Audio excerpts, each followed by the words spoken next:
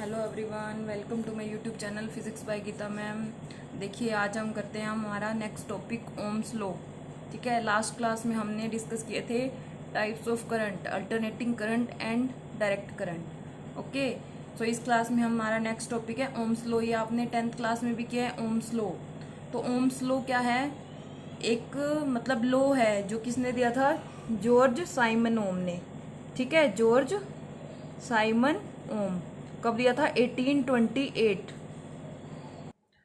तो आपने ये 10th क्लास में किया है ओम्स लॉ। किसने दिया था? जॉर्ज साइमन ने। साइमन ओम, उसका लास्ट नेम था ओम, तो उसी के नेम पे हुआ है ओम्स लॉ 1828। तो इसकी स्टेटमेंट है, potential applied across the end of conductor is directly proportional to the current flowing through the conductor. ठीक है, मीन्स एक कोई कंडक्टर है आपके पास, उसके अक्रॉस जो भी हमने पोटेंशियल डिफरेंस अप्लाइड किया है वो किसके डायरेक्टली प्रोपोर्शनल है? Current flowing through the conductor. ठीक है, सपोज देखो हमारे पास क्या है, एक कंडक्टर है।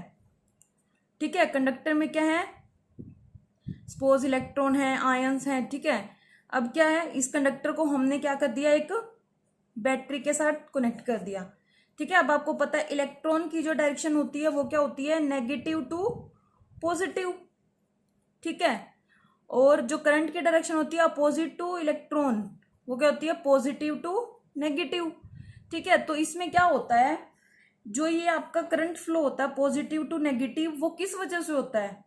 वो डिपेंड करता है किस पे? पोटेंशियल डिफरेंस पे between the two terminals of the battery. Potential difference जो आप बोलते हो V, और आपने किया हुआ पोटेंशियल डिफरेंस होता क्या है? Work done to move a unit, last chapter में किया, move a unit positive test charge from infinity to that point, वो आपका होता है पोटेंशियल डिफरेंस। ठीक है, तो ये ओम्स लॉ क्या बोलता है? जो पोटेंशियल डिफरेंस होता है दो टर्मिनल्स के बीच में बैटरी के, वो डायरेक्टली प्रोपोर्शनल टू किसके होता है? करंट फ्लो के, आई के। जितना ज्यादा पोटेंशियल डिफरेंस होगा उतना ही ज्यादा करंट फ्लो होगा। ठीक है, जितना कम पोटेंशियल डिफरेंस होगा उतना ही क्या होगा? कम करंट फ्लो। और पोटेंशियल डिफरेंस को आप डिनोट करते हो V से, तो V डायरेक्टली प्रोपोर्शनल है I के। अब देखो ये पोटेंशियल डिफरेंस का आपको अच्छे से समझ कैसे आएगा। सपोज आपके पास क्या है? 2 बीकर्स हैं। ठीक है, एक बीकर ये है और आपके पास एक बीकर ये है। ठीक है, अब क्या होगा इसमें? सपोज ये A बीकर है, ये B है। सपोज इसमें क्या है? वाटर का लेवल यहां तक है इस बीकर में। ठीक है, ये सब वाटर का लेवल है यहाँ पे। हमने A बीकर से B में वाटर को क्या कराना है? पाइप के थ्रू ट्रांसफर कराना है, फ्लो कराना है A टू B। ठीक है, और B में सपोज किया हमने कि वाटर का डिफरेंस क्या है?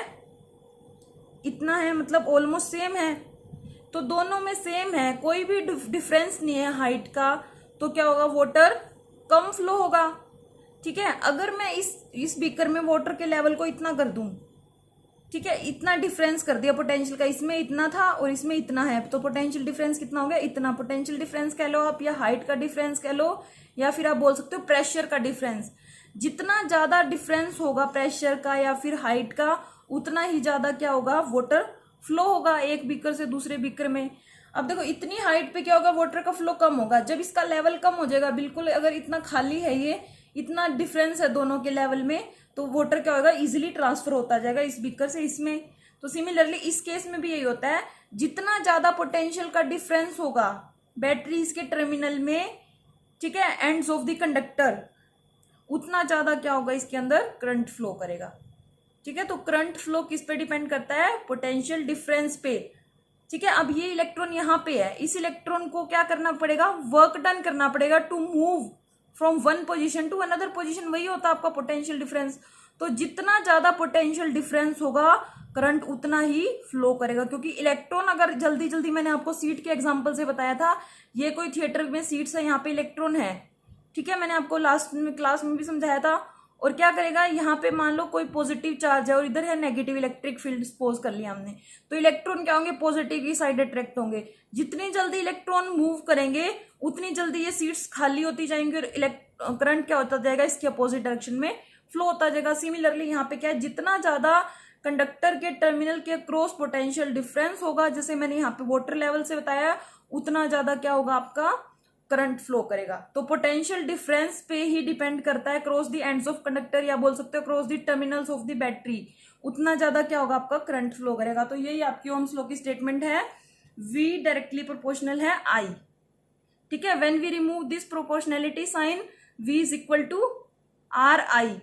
तो ये आपका क्या गया R, constant of proportionality called resistance, इसको आप क्या बोलते हो, resistance.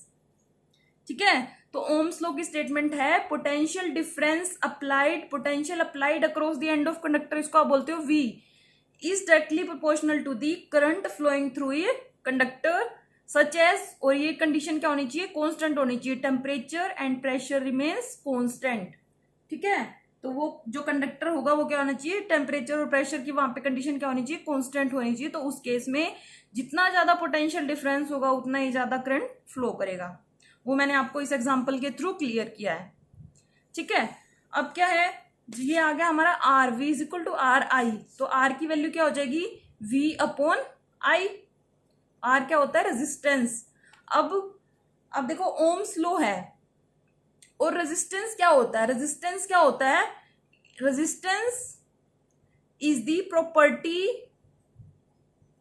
Of the conductor, it is the property of the conductor that resist the flow of current. ठीक है, जो करंट फ्लो में रुकावट डालती है, रेजिस्ट करती है, उसको रोकती है करंट फ्लो में। मैं आपको बताऊंगी आगे कि कोज क्या होता है रेजिस्टेंस का, वो आपका नेक्स्ट टॉपिक है, कोज ऑफ रेजिस्टेंस। अभी के लिए आप इतना याद करो, रेजिस्टेंस क्या होता है, एक प्रॉपर्टी होती है किसी भी कंडक्टर की, इंटरनल प्रॉपर्टी आप बोल सकते हो, जो क्या करती है करंट फ्लो में रेजिस्ट मतलब रुकावट डालती है। ठीक है, अब है ओम्स लॉ के अकॉर्डिंग टू टाइप के सर्किट्स होते हैं, एक ओमिक सर्किट होते हैं, एक नॉन ओमिक सर्किट होते हैं। ठीक है, आपने 10th में भी किया है। ओमिक सर्किट क्या होते हैं, सर्किट विच ओबे ओम्स लॉ और नोन एज ओमिक सर्किट। जो ओम्स लॉ को ओबे करेंगे वो ओमिक सर्किट, जो नहीं करेंगे वो नॉन ओमिक सर्किट। अब देखो ओम्स लॉ क्या बोलता है हमारा, V is equal to IR होता है। ठीक है, अब देखो हम यहाँ पे ग्राफ बनाएंगे। सपोज यहाँ पे हमने V ले लिया हमारा एक्स एक्सिस में वोल्टेज डिफरेंस पोटेंशियल, और I ले लिया हमने वाई एक्सिस में। ठीक है, और जो हमेशा एंगल थीटा होता है ना, वो क्या होता है, हमेशा करंट की डायरेक्शन में होता है, ये याद रखना आप। ठीक है, और बीच में क्या होता है, रेजिस्टेंस होता है। अब रेजिस्टेंस स्ट्रेट लाइन क्यों है, क्योंकि जहां पे भी डायरेक्टली प्रोपोर्शनल का ग्राफ कैसे बनेगा, देखो V डायरेक्टली है I के, इसका ये मतलब नहीं है कि जितना V होगा तो I भी उतना ही होगा, जितना V होगा I उतना, इसका ये मतलब नहीं है। इसका क्या मीनिंग है, सपोज इनिशियल वैल्यू थी I की 2, तो उस टाइम पे पोटेंशियल डिफरेंस था 3। अगर पोटेंशियल डिफरेंस 2 टाइम्स इंक्रीज हुआ तो करंट भी क्या होगा, 2 टाइम्स इंक्रीज होगा। ठीक है, अगर ये पोटेंशियल डिफरेंस 3 टाइम इंक्रीज हुआ 1:3 में, तो ये भी नेक्स्ट केस में 1:3 में। ये होता है डायरेक्टली प्रोपोर्शनल का मीनिंग। ठीक है, तो इसका ग्राफ कैसे बनेगा, जब देखो यहाँ पे 0 था तो दोनों की वैल्यू 0, जब यहाँ पे पोटेंशियल डिफरेंस हुआ आपका सपोज 3 था तो यहाँ पे करंट की वैल्यू थी 2। ठीक है, जब आपको पोटेंशियल डिफरेंस हुआ 6 तो करंट की वैल्यू हुई 4, मतलब यहाँ पे ये ग्राफ बनेगा। जब आपकी इसकी वैल्यू हुई 9 तो ये वाली वैल्यू हो गई 6। तो इट मीन्स ये जहां पे भी डायरेक्टली प्रोपोर्शनल हो किसी भी दो क्वांटिटीज के बीच में, तो हमेशा एक स्ट्रेट लाइन ग्राफ बनता है। तो ये होगी R की लाइन, और जो एंगल थीटा होता है वो हमेशा I के साथ होता है। ठीक है, अब जो स्लोप होगा, इस स्लोप ऑफ VI ग्राफ क्या होता है, स्लोप को हम किससे निकालते हैं, टेंजेंट थीटा होता है। स्लोप जो होता है वो हमेशा रेजिस्टेंस की वैल्यू देता है, VI ग्राफ का स्लोप। ठीक है, स्लोप ये है जो कितनी हॉरिजॉन्टल से कितनी लेवल पे बेंड है। अगर ये एंगल थीटा है तो ये भी क्या होगा, थीटा होगा। ठीक है, अब क्या है हमारी ये राइट एंगल ट्रायंगल है। ठीक है, तो क्या होगा, यहां से टेंजेंट थीटा क्या होता है,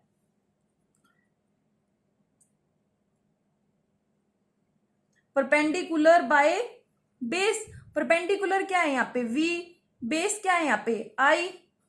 ठीक है, हमेशा बेस के साथ, ये देखो ये बेस है, बेस के साथ ही एंगल होता है, ये हाइपोटेन्यूज है, ये बेस है, और ये आपका परपेंडिकुलर है। जब ये थीटा था तो ये भी थीटा, तो क्या हो जाएगा, बेस बाय परपेंडिकुलर है तो कितना हो जाएगा, I बाय, एक मिनट, थीटा क्या होता है, हमेशा I के साथ होता है, तो ये एंगल थीटा तो ये भी थीटा।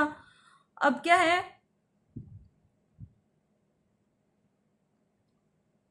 तो आपका टेंजेंट थीटा क्या होता है, परपेंडिकुलर बाय बेस, ठीक है, परपेंडिकुलर बाय बेस। तो परपेंडिकुलर कहाँ है यहाँ पे, ये v, और बेस क्या है i।